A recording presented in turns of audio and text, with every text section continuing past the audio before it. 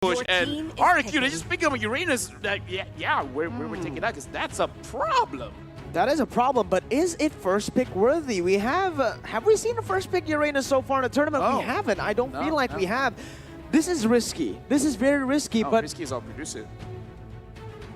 yes, he is our producer. Shout out to Risky, our producer. But yes, ONIC Philippines, Farsa picked up. Again, Farsa, one of the counters towards this Uranus. But with that picked up, with the Uranus, I mean first picked, that'll mean the Yuzong has nowhere in this game. And that is going to be the Natan coming in from ONIC Philippines. Which means ONIC has to switch up their strategy. Almost immediately, these two teams understand that the change has paced. The pace has changed. There you go. Just how, like the turns of table, they honestly understand already the kinds of pieces that they're bringing to the table. No longer just chess, no longer just checkers. This is Mobile Legends Bang Bang, and the draft is going by so fast. See how these two teams understand each other to this level. Again, very odd to see a first pick Uranus, but RRQ, they may have figured it out. Okay, we need a super solid offlaner, a super solid XP laner, so that Sin can do good things on the Aldous. How about we try it again? Let's roll it back to game one. But instantly you see Harith picked up, and that is not good because again, Harith, he really likes when he gets free roam, basically free. He's independent in that lane. He doesn't need any help, right? And Sin won this Aldous. You can't really set up for any ganks. You are there alone. If your team decides to go bottom side and get a kill, it's not because of you. Because this Aldous has no way of setting up a gank for his team. What they need right now is someone to be able to do some CC, and honestly, Jawhead is up for grabs. Ruby has been banned out. Yes, Jawhead hasn't had the best tournament so far in M3, but RRQ, they still were able to make it work, and against this composition, they'll need something to be able to pick off in the early game, right? Go in for the engages, setting up the ganks for the team, and getting them ahead. Jawhead actually hasn't had that bad of a go. Picked up 3 times, won 2 out of 3. It's not bad. Not bad. It's just he's a very specific hero now. Yeah, right now looking at the lineup, things are moving so fast because the bans are almost over, and I have barely any screen time right now. ONIC Philippines, in terms of the draft, they have a lot of siege, they have a lot of range from the side of RRQ. Opposite, they're all melee right now. So actually from the side of ONIC Philippines, even if they somehow find room to have a Louis, that'd be great, just because, again, this is what RRQ wants to do, but this is totally different. Both these teams, they're going for a super different composition. But again, from the side of ONIC Philippines, we've seen the Harry doing work. And Esmeralda, this is the hero that I actually want to talk about, but I forgot because you guys were talking so much. Esmeralda is good going up against the Harry as well as this Uranus. Yeah, it is very good. Going against the Shield there, going against the Aldous as well. Now RRQ, what do they want to wrap up the drafts? This has been really fast, like you said, LaFell. Very, very fast. But RRQ now, with the Lancelot, Aldous, and the Uranus, what do they want to finish it up with? They need range. They need magic damage. Exactly. What I was about to say was they need some range, but who would be the right one? Just a quick finesse check. The last thing that RRQ were doing was they were choking out Dilarsky. So I think this is a panic pickup on the Esmeralda, but I'm not sure if ONIC Page is as comfortable with that right here. Yeah, all right, let's see what RRQ picks up here. Again, some range is going to be really good, but they pick up Clay's Luo Yi once more, and that Kufra. What we expected, the range will not come through here in this game. Aldous going into the gold lane, Uranus in the XP, and ONIC Philippines with the Natalia. This was banned last game. Beloyski coming in to play this once more. Leo, thoughts? I love that there's a lot of just fine points for ONIC PH. Like, they deal damage exactly where they want to, they can move as they want to, and they have huge range. RRQ though, as we were talking in that last phase of the draft, we did mention they needed range, they needed some magical damage. They kind of did good on one point of that, but they seem so all in, they seem so dive heavy. Okay, but right now, let's look at the speed of the draft, because I feel like this is not something that we talked about, but in my opinion, all right, I feel like they're speeding up the draft just because they don't want their head to be out of the game. While they're still having this kind of momentum, even when you're losing, you still have that momentum, you still have that build-up. I feel like they really want to get into the game as fast as possible so that their hands don't start getting cold. Their ideas, their reflexes, their instincts, they're still on point. And right now, let's go into the game. Potentially the last game between RRQ going up against ONIC Philippines. And right now, we are looking at, I want to see personally, Beloyski on this Natalia pick. Yeah, and not just that, but ONIC Philippines, they've actually drafted 4 magical damage heroes here. So it is going to be very easy for your Reynas to itemize, especially early on with the Oracle perhaps just picked up instantly. Yep. But that is a difficult lineup matchup given that it is an Esmeralda. So the shields are going to be eaten up quickly. Oh, look at this. Baloyski not letting Sin play. Same as game number 1, Yes. except instead of Selena, now is the Natalia having an assassin roamer, just making sure that Zin doesn't have a good time farming. And if Zin doesn't have a good time farming, he is more prone to mistakes. Very prone to mistakes. You know, mistakes, they don't even need Jin to make a mistake. All they need to do is zone him completely and he won't even be a part of the game. He won't even come to the team fights because if he's that behind, there's nothing they can do. Again, Baloyski already making his way to the top side. Vin will be able to catch him in his tracks. But again, the damage has been done. The Scoofro will not be able to roam anywhere except for that top side to give Sin some room to play. I have an interesting thesis statement, and I'm not sure if it's going to pan out well in the duration of this match. I think picking up the Kufra here for Vin later on in the draft is a clear, I don't know, preemptive counter to the Natalia. In the late game, when things get a little hairy, it's a good way to block the softies on the side of RRQ Hoshi. It's not there yet, but having picked it up before the Natalia showed up is a great way to kind of stop that even before it showed up. Because again, RRQ Hoshi, coach actually knows that Baloyski has this. So maybe, just maybe, that was there to make it a hard stop. Absolutely, but look at this. RRQ has actually rotated. R7 is going to be caught in a bad situation. Baloyski coming in, falling down when able to connect, but it is going to be instantly from R7 the dash to get away. Lancelot already hitting onto this turtle. The setup is there for the side of RRQ. Let's see if they commit onto it. Clay is going to be bursted down. Kyrie goes in for the entropy, is able to get some damage onto him, but it's going to be Clay going back in onto Baloyski. Vin now rotating and joining in. Baloyski has nowhere to go, and Albert picks up first blood. That is 1-0 to the Indonesian runners-up.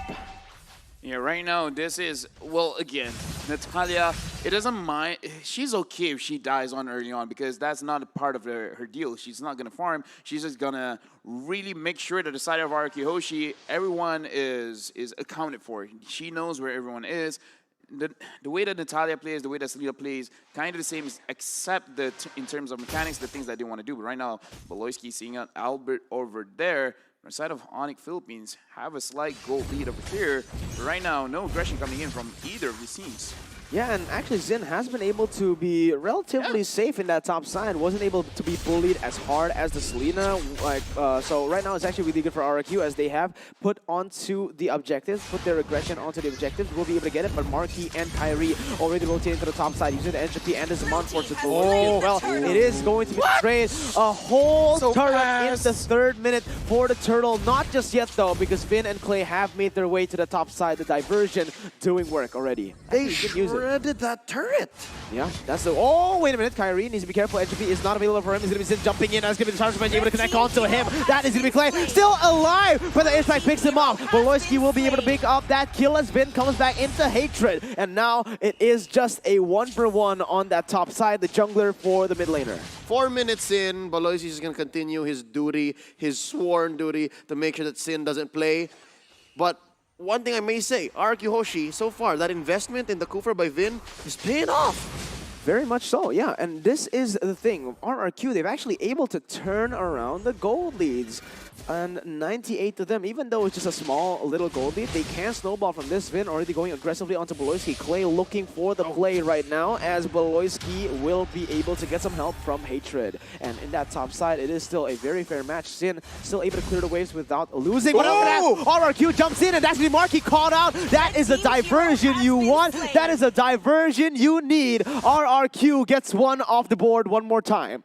Is that the kind of wow you're looking for, that Leo? But right now, and engage onto R7. R7 should be fine over here, but right now, RRQ Hoshi, they are, again, we were talking about his Zin is actually doing fine. His lane, not so, but him as a player, Aldos as a hero, is doing quite okay. Oh, Clay is in the midst of it all. It's going to be the time for Bench coming in, and that's going to be Hatred jumping in, but look at the cancel! Clay survives with 1, and Hatred will be able to get away, but Albert! He goes in for the killing spree under the Tier 2. A game late, wherein I asked for these amazing plays from Clay's Loyi, but I'll take it now. And ladies and gentlemen, if y'all can't hear it, the RRQ boys are actually shouting. This is the RRQ that we know and love, and it took 3 games, but right now they're feeling it. Let's see that replay one more time. How did Clay set this up? Yeah, right now looking back at this replay, Ed Engage coming in from the side of ONIC, but again, Vin on his Kufra is making work, and this is why going up against the Louis is very, very dangerous, because we do have to remember every single time that she throws out a dispersion at first kill, she will get a shield every single time that it changes color when it connects to an enemy hero. So from the side of RRQ, 5 kills to 1, they are looking much better than game number 1, and this just shows how much 5 minutes means to a world-class team, because even though you're losing 2 games, right now, let's look at this play. Marky. Oh my god. We jumped the gun. We jumped the gun, man. That was really close. With Larski going for the re-engage all the way to 2 members. But he's going to be the one bursting down, as that's going to be the mega kill. Albert going for Marky. The Mon Force won't save you now, but maybe it will. Marky outplays Albert. And Beloyski, he's going to go to the backside, but Sin's going to be able to pick up a kill right now. Victor's on, but Kyrie, he's right there. Sin has nowhere to go, and he's going to be picked up. And not for now, right now, it is going to be Kyrie picking it up. 2 for 2 on the board. Beloyski jumping onto Clay, but it's going to be Vin coming in to save the day. Clay, will he be able to connect? Nope. Last second, 2 for 2. Right now in this game, RRQ, Hoshi, they're looking so much more harder. From the side of ONIC Philippines, they are playing from behind. However, in terms of scaling, they still have scaling. They have the Nathan, as well as the Harry. But like you said, they're all magic damage. So from the side of RRQ Hoshi, they can itemize this very, very well. And I'm looking at R7. I feel like he can be a nuisance after getting 2 items. After he has his Oracle, after he has his Radiant Armor, I feel like it should be no problem for him to scout out for everyone from the side of ONIC Philippines. And this first pick, Uranus, is working out just because, like we said, RRQ Hoshi, they need to win the side lanes. As long as the side lanes are won, ONIC Philippines, you can't play the banana split, just be an apple. And it's at the point wherein it's less denying ONIC Philippines, it's just getting that blunt object that R7 needs to force through the timing, to be able to make sure that, again, the banana split doesn't happen. And so far, 2 games in a row, ONIC PH have shocked the system. ONIC PH have surprised all of us. And right now, they're bearing down on a Xin. 4-man collapse onto Xin. He has nowhere to go, but that is 4 ultimates popped in for ONIC PH. RRQ will be able to look for objectives all the way on the other side of the map, taking the turtle and also getting a lot of pressure done onto the top side. But now Clay goes onto Delarski with the help of Vin. Albert going in for the Phantom Execution, almost finding Beloyski, but he's still able to just rotate and juke him away, as Albert will just choose to go for the orange buff. Beloyski will roam free. Right now, ONIC Philippines, a little bit low in terms of goal. I'm looking at Kyrie on this Nathan. When can he actually make the plays? And it's actually very difficult because, again, he's fighting against Albert on this Lancelot, who's going to help him peel away when this Aldous is going to go crazy in the backlines. And I'm not too sure. Leo, do you have thoughts on this? Yeah, that's a fair assessment, and that is a legitimate question to ask, because ONIC PH, it looks like they're all offense, no defense. They need to play from ahead here, and they need to catch RRQ Hoshi off guard. But so far, in this 9-minute game, 8 minutes, 40 seconds, it seems to be the other way around. Clay gets blasted just like that. Beautiful play by Beloyski right there, but he's going to get picked off instantly just by 1 Thorn Rose, but it is worth it for ONIC. That is a roamer for the price of their mid laner. ONIC Philippines now still on the board, 8-5 with 2 turrets onto their name. There's the question again. At some point, how can Beloyski keep continuing doing this? At some point, like the players on the side of RRQ Hoshi, if say this does go the distance, maybe past 16, 17 minutes, then Natalia will just be literally walking ward. It's just vision. You can use silence, yes, but who are you there to burst? Clay? Vin's gonna be on you, and then everyone else will be able to just weave through your softies like Kyrie and Marky.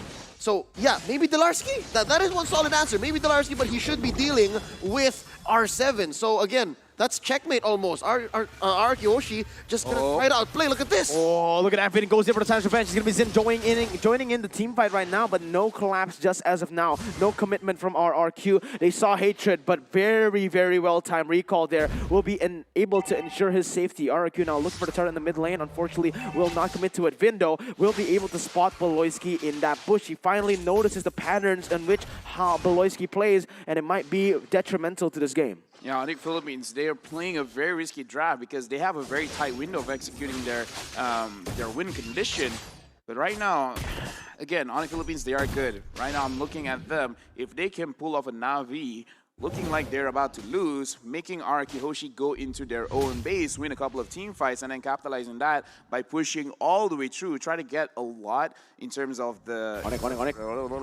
Okay, ONIC, there we go. Oh, but look at Zin. He's actually really playing this well. He's buying so much time right now, and he's going to be able to jump back onto Kyrie, looking for some kills on the board, but he's going to be bursted instantly right here with a diversion pop. It is going to be the Lo Yi trying to claim something here, maybe even try to stop the trades from happening, but RRQ, they're going to simply just take the trade. You put all your resources to the bottom side, we're going to go for the Lord, and that is the Lord taken. Now, items up and ready. Looking at the itemization right now, Marky is looking pretty strong. I feel like he should really focus on getting the concentrated energy, but right now, Belarski going forward, not hitting anything. Hatred on this Farsa, only one death so far. Oh, let's see. Oh, Albert almost gets one shotted by the side of ONIC Philippines, but Vin is going to go for the re-engage onto Delarski. R7 gets bursted down, but that is what he wants. Just wasting the abilities, the resources from ONIC Philippines onto him as he gets some pressure on that top side. RRQ needs to rebuild right now. The Lord was slain so fast. Beautiful. This is shades of game 2, wherein clearly RRQ Hoshi were in control and ONIC PH found an out. But this is way worse now. This is serious business. RRQ Hoshi presenting such a threat. They've been finding ONIC PH more and more now with those diversions from Clay. So they're using their learnings from game number 2, going into game number 3. And so far, the weird first phase of their draft is paying off because it seems to be the right amount of just sustain and peel for ONIC PH to think, can we commit this kind of gameplay? Can we keep trading this way? Because eventually, Sin's gonna catch up. This is what they were lacking from their lineup in game number 2. Oh man, this is just the battle of macro at this point. But ONIC Philippines, with this draft, they have very good high ground. Natan, Harith, and that Farsa with the help of the front line of Esmeralda. It is a huge threat at this point. 4.5 thousand gold lead for RRQ, but does it mean a lot? Right now, I'm looking at ONIC Philippines, and the reason why I'm a little bit worried is they do not have this comeback mechanic on their side. At least it's not easily acceptable. Right now, Beloyski, he's going to get targeted out, he's going to go down, and this is the problem. No one can deal with the damage coming out from RRQ Hoshi.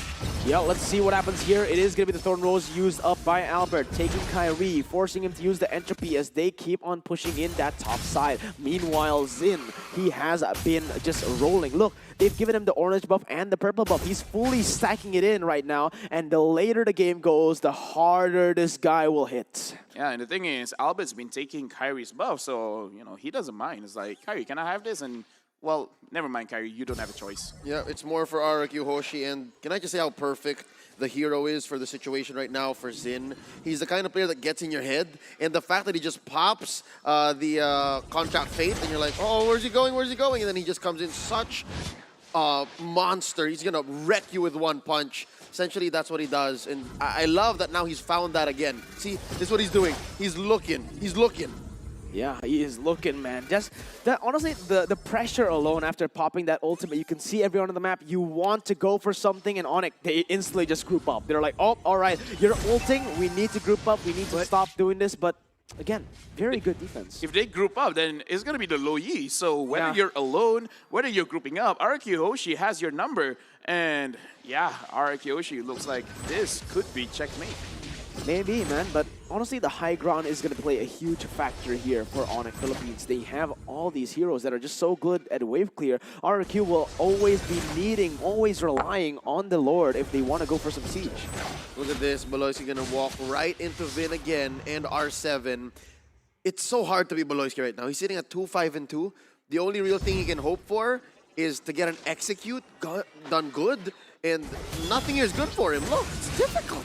Oh, he actually baited a lot of ultimates there. 3, actually 5 ultimates. All of them using the ultimate marquee, dashing with his Zaman Force, unable to get anything, as that is literally the best moment to waste something on. It is 2 seconds left until the Enhanced Lord comes in, and RRQ, they want to set up for it. But look at how they're positioning themselves. They're actually not positioning themselves for the Lord. They put their focus onto the purple buff first, not giving ONIC a chance to come back to take any of their resources.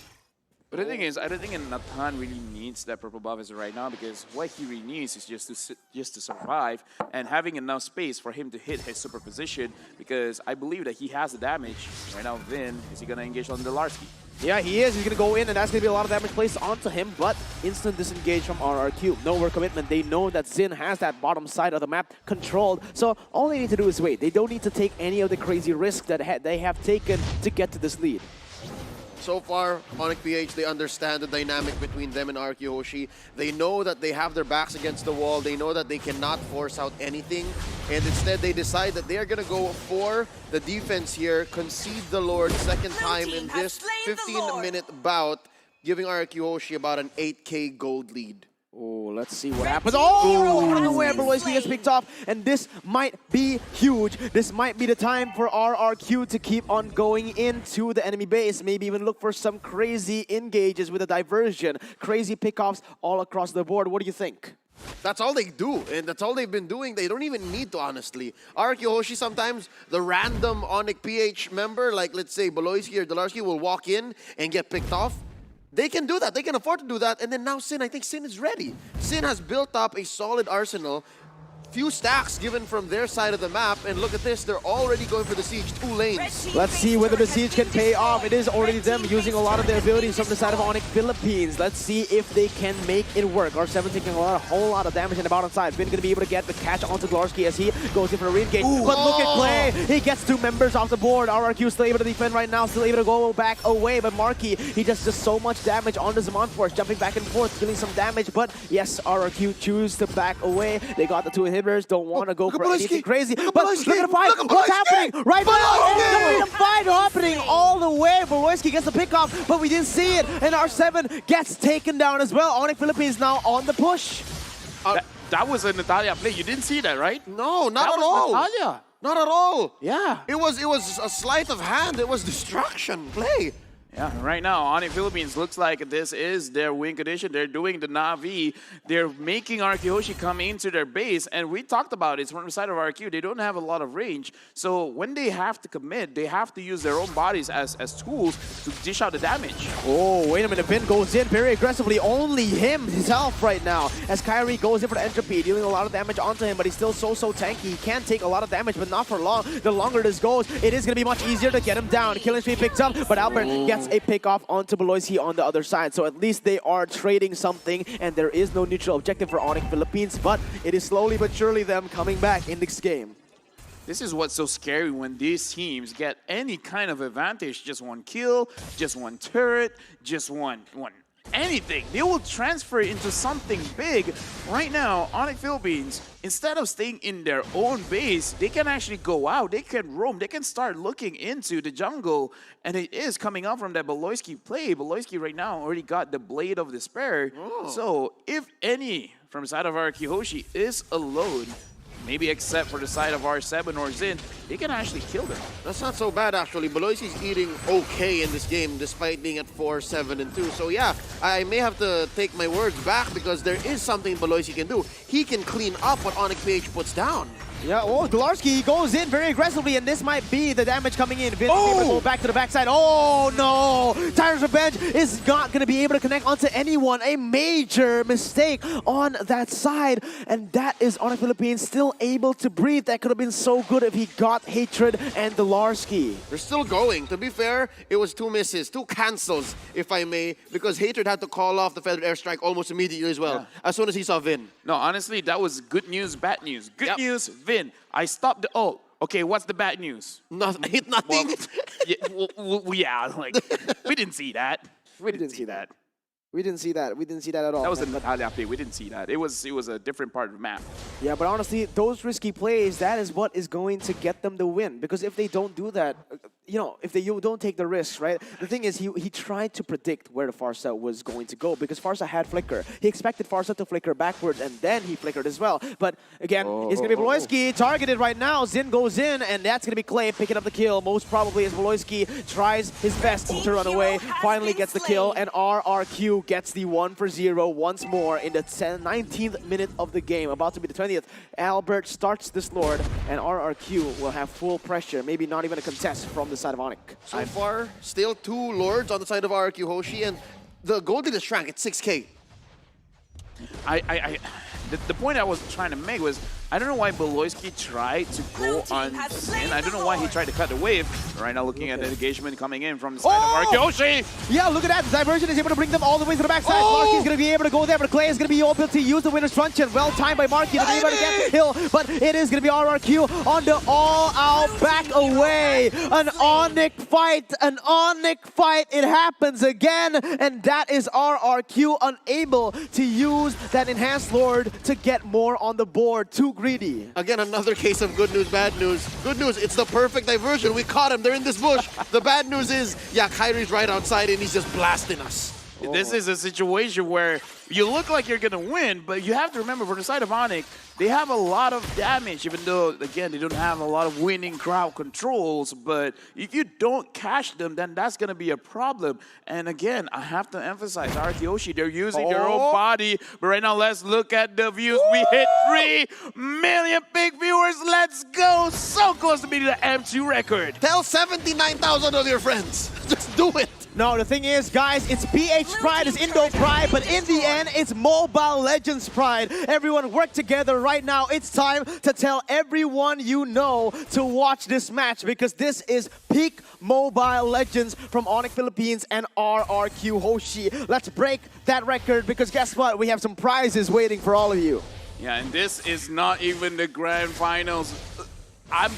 Every single time RRQ Hoshi's on, the crowd jumps in. The crowd wants to see them play. And I'm glad that right now, RRQ Hoshi, they are coming in and they're looking strong again. And nothing's going to happen because, again, outside of ONIC Philippines, they're waiting on RRQ Hoshi to jump the gun and for them to actually catch the bullet and then fire back. At this point, the goldie doesn't even matter anymore. Everyone is at full items, right? So it is all going to be coming down to these catches. And Vin has been on point with the Tyrant's Rage, hasn't been on point with the Tyrant's Revenge. We're approaching the point where even the roamers have full items. Yes. Yeah. So yes, the mechanical skill cap is what's going to matter. And Vin jumping right on Pilarski here, not going to mean much because there is a counter engage just waiting to happen. Beautiful Purify by Dolarski to get out of that one.